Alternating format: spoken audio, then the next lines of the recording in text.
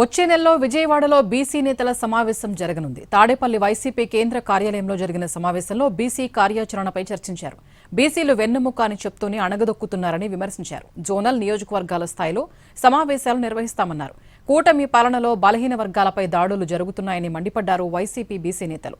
చంద్రబాబు ప్రభుత్వం చేస్తున్న ప్రజా వ్యతిరేక విధానాలు, బీసీలపై దాడులు, అందాల్సిన పథకాలపై ఈ సమావేశంలో చర్చించామన్నారు.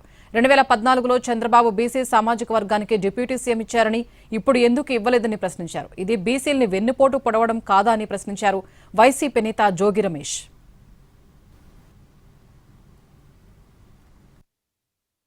వచ్చే నెలలో విజయవాడ నగరంలో బీసీ నేతలందరం కూడా, వైఎస్ఆర్ కాంగ్రెస్ పార్టీకి సంబంధించిన బీసీ నేతలందరం కూడా ఒక సమావేశం ఏర్పాటు చేసుకునే దిశగా అడుగులు వేస్తున్నాం.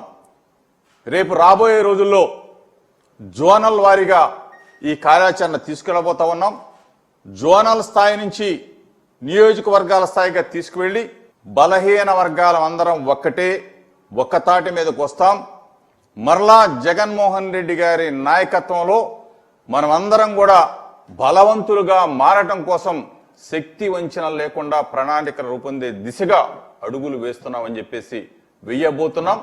మరలా జగన్మోహన్ రెడ్డి గారిని ఎన్నికల వరకు బలహీన వర్గాలు మాకు కావాలి అని చెప్పిన చంద్రబాబు నాయుడు ఎన్నికలైన తరువాత మా వర్గానికి సంబంధించిన డిప్యూటీ సీఎం పదవి ఎందుకు ఇవ్వలేదు, మా వర్గానికి సంబంధించిన వాళ్ళకి ఎందుకు ఇవ్వలేదని చెప్పేసి నేను చంద్రబాబు నాయుడిని క్వశ్చన్ చేస్తా ఉన్నా, అడుగుతా ఉన్నా. మమ్మల్ని నువ్వు వెన్నుపోటు పొడవటం కాదా అని చెప్పేసి మీడియా సాక్షిగా